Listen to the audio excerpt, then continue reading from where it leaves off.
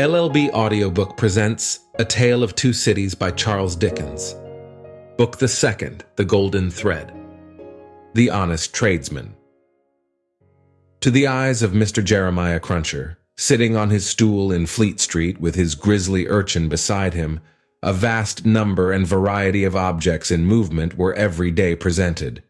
Who could sit upon anything in Fleet Street during the busy hours of the day, and not be dazed and deafened by two immense processions, one ever tending westward with the sun, the other ever tending eastward from the sun, both ever tending to the plains beyond the range of red and purple where the sun goes down.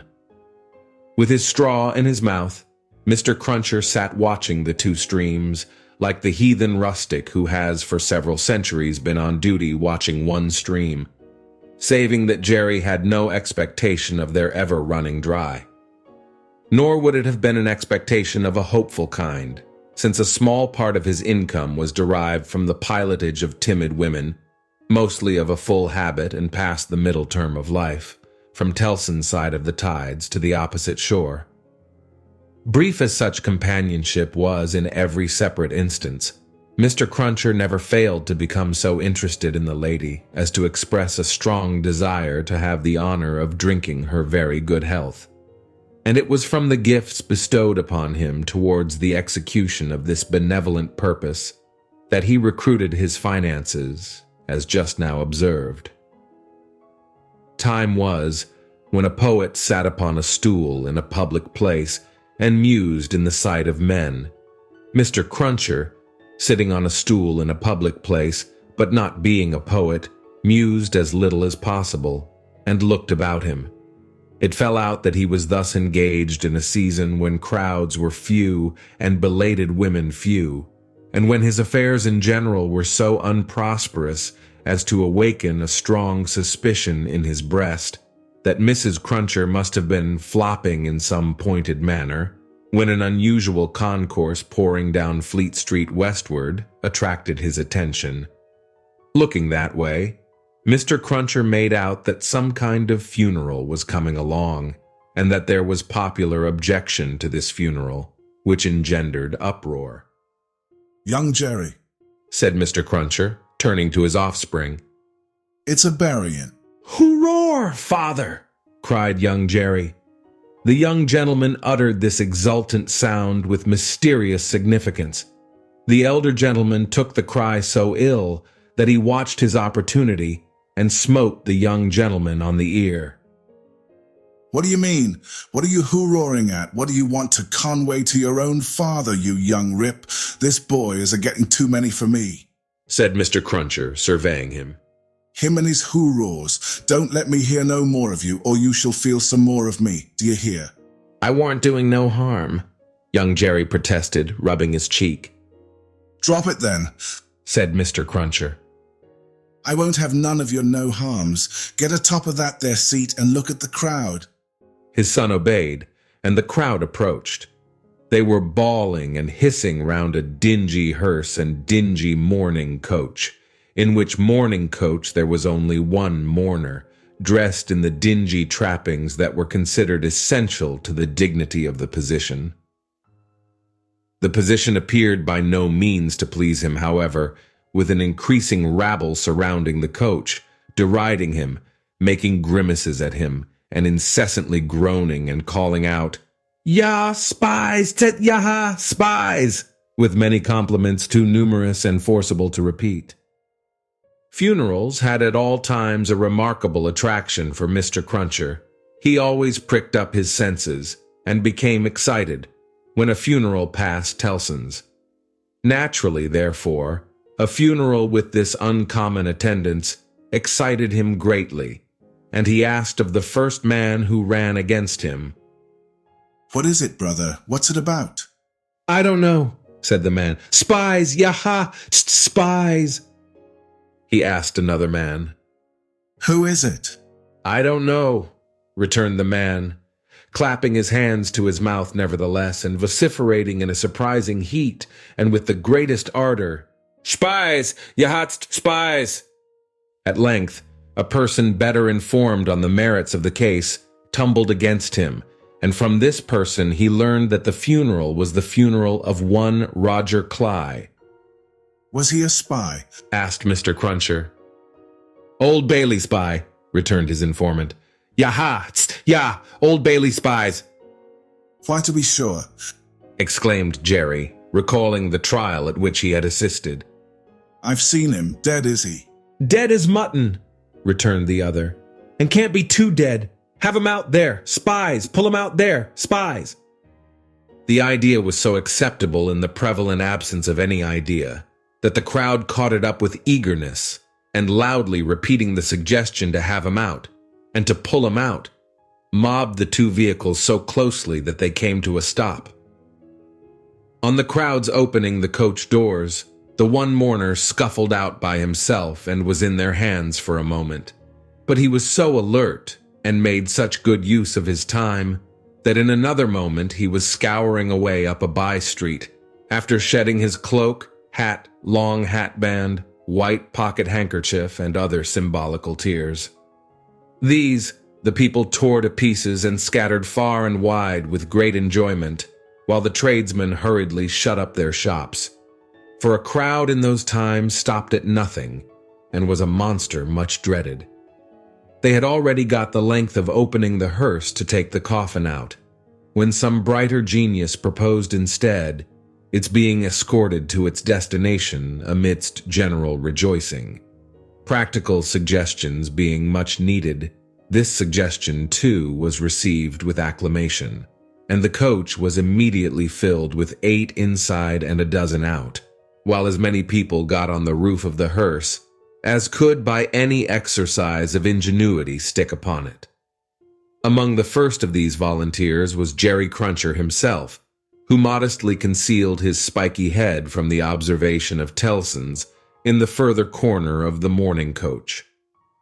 The officiating undertakers made some protest against these changes in the ceremonies, but the river being alarmingly near, and several voices remarking on the efficacy of cold immersion in bringing refractory members of the profession to reason, the protest was faint and brief. The remodeled procession started, with a chimney sweep driving the hearse, advised by the regular driver who was perched beside him under close inspection for the purpose, and with a pieman, also attended by his cabinet minister, driving the mourning coach. A bear leader, a popular street character of the time, was impressed as an additional ornament before the cavalcade had gone far down the Strand, and his bear, who was black and very mangy, gave quite an undertaking air to that part of the procession in which he walked. Thus, with beer drinking, pipe smoking, song roaring, and infinite caricaturing of woe, the disorderly procession went its way, recruiting at every step, and all the shops shutting up before it. Its destination was the old church of St. Pancras, far off in the fields. It got there in course of time, insisted on pouring into the burial ground, finally accomplished the interment of the deceased Roger Cly in its own way, and highly to its own satisfaction. The dead man disposed of, and the crowd being under the necessity of providing some other entertainment for itself, another brighter genius, or perhaps the same, conceived the humor of impeaching casual passers-by as Old Bailey spies and wreaking vengeance on them. Chase was given to some scores of inoffensive persons who had never been near the Old Bailey in their lives in the realization of this fancy, and they were roughly hustled and maltreated. The transition to the sport of window breaking, and thence to the plundering of public houses, was easy and natural. At last, after several hours, when sundry summer houses had been pulled down and some area railings had been torn up, to arm the more belligerent spirits, a rumor got about that the guards were coming. Before this rumor, the crowd gradually melted away, and perhaps the guards came, and perhaps they never came, and this was the usual progress of a mob. Mr. Cruncher did not assist at the closing sports, but had remained behind in the churchyard to confer and condole with the undertakers. The place had a soothing influence on him. He procured a pipe from a neighboring public house and smoked it, looking in at the railings and maturely considering the spot. "Jerry," said Mr. Cruncher, apostrophizing himself in his usual way, "you see that there Cly that day, and you see with your own eyes that he was a young'un and a straight maiden." Having smoked his pipe out and ruminated a little longer, he turned himself about, that he might appear, before the hour of closing, on his station at Tellson's.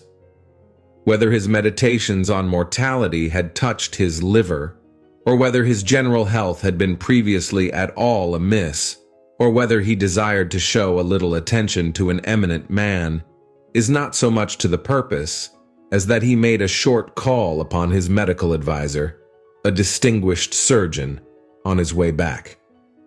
Young Jerry relieved his father with dutiful interest and reported no job in his absence. The bank closed, the ancient clerks came out, the usual watch was set, and Mr. Cruncher and his son went home to tea. "Now I tell you where it is," said Mr. Cruncher to his wife on entering. "If as an honest tradesman my wenters goes wrong tonight, I shall make sure that you've been praying again me, and I shall work you for it just the same as if I seen you do it." The dejected Mrs. Cruncher shook her head. "While you're at it afore my face," said Mr. Cruncher, with signs of angry apprehension. "I'm saying nothing." "Well then, don't meditate nothing. You might as well flop as meditate. You may as well go again me one way as another. Drop it altogether." "Yes, Jerry." "Yes, Jerry." repeated Mr. Cruncher, sitting down to tea. It is yes, Jerry, that's about it. You may say yes, Jerry." Mr. Cruncher had no particular meaning in these sulky corroborations, but made use of them, as people not unfrequently do, to express general ironical dissatisfaction. "You and your yes, Jerry," said Mr. Cruncher, taking a bite out of his bread and butter, and seeming to help it down with a large invisible oyster out of his saucer. "I think so, I believe you." "You are going out tonight?"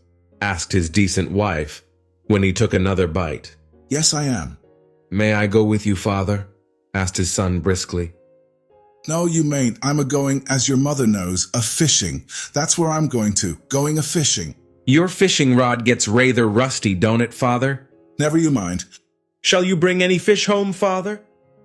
"If I don't, you'll have short commons tomorrow," returned that gentleman, shaking his head. "That's questions enough for you. I ain't a-going out till you've been long abed." He devoted himself during the remainder of the evening to keeping a most vigilant watch on Mrs. Cruncher, and sullenly holding her in conversation that she might be prevented from meditating any petitions to his disadvantage. With this view, he urged his son to hold her in conversation also, and led the unfortunate woman a hard life by dwelling on any causes of complaint he could bring against her, rather than he would leave her for a moment to her own reflections. The devoutest person could have rendered no greater homage to the efficacy of an honest prayer than he did in this distrust of his wife. It was as if a professed unbeliever in ghosts should be frightened by a ghost story. "And mind you," said Mr. Cruncher, "no games tomorrow.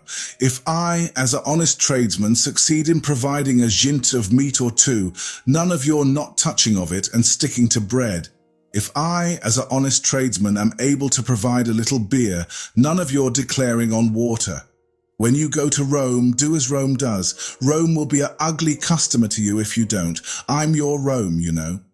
Then he began grumbling again. "With your flying into the face of your own wittles and drink, I don't know how scarce you mayn't make the wittles and drink here, by your flopping tricks and your unfeeling conduct. Look at your boy. He is yourn, ain't he? He's as thin as a lath. Do you call yourself a mother and not know that a mother's first duty is to blow her boy out?" This touched young Jerry on a tender place, who adjured his mother to perform her first duty, and whatever else she did or neglected, above all things to lay a special stress on the discharge of that maternal function so affectingly and delicately indicated by his other parent.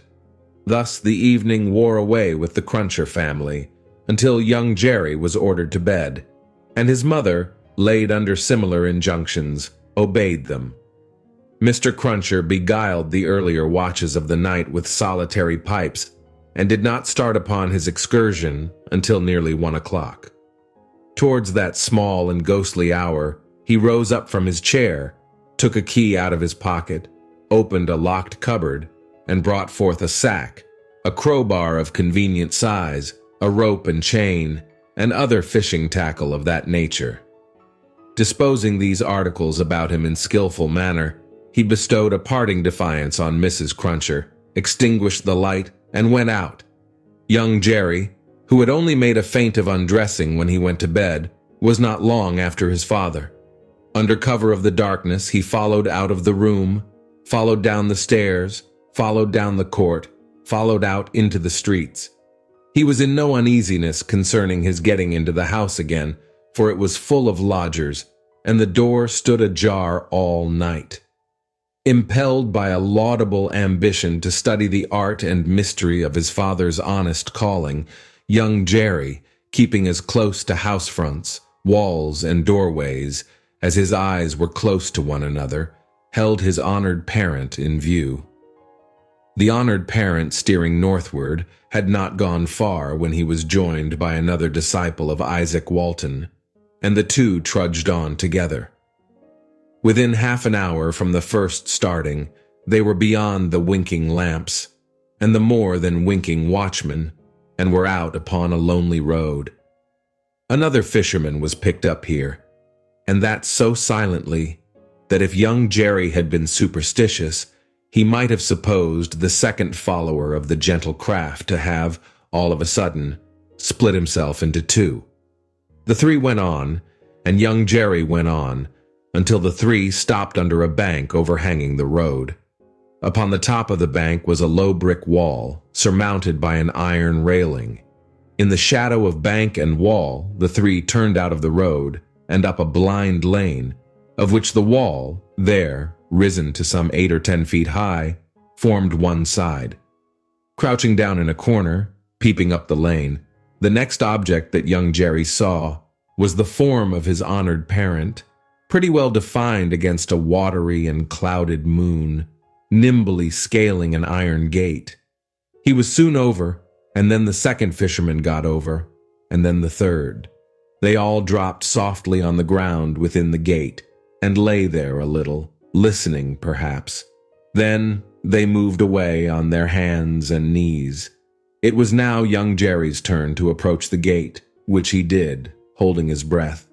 Crouching down again in a corner there and looking in, he made out the three fishermen creeping through some rank grass. And all the gravestones in the churchyard, it was a large churchyard that they were in, looking on like ghosts in white, while the church tower itself looked on like the ghost of a monstrous giant.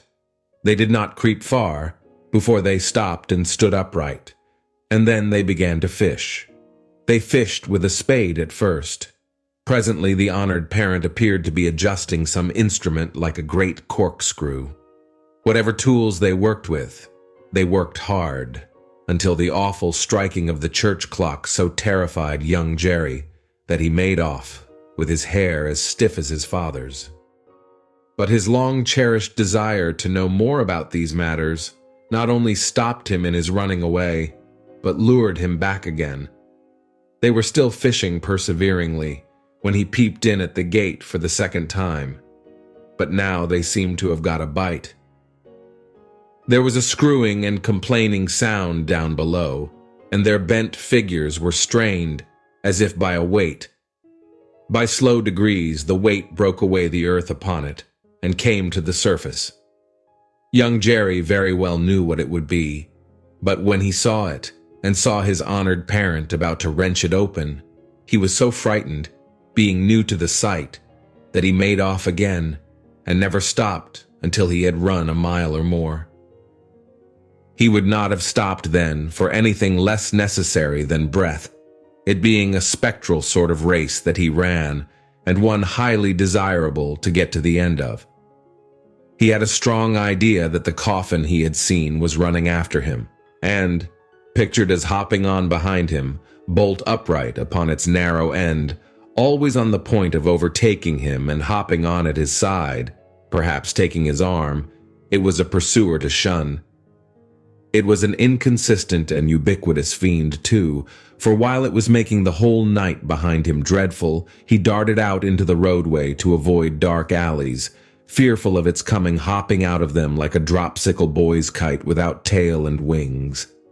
It hid in doorways, too, rubbing its horrible shoulders against doors and drawing them up to its ears, as if it were laughing.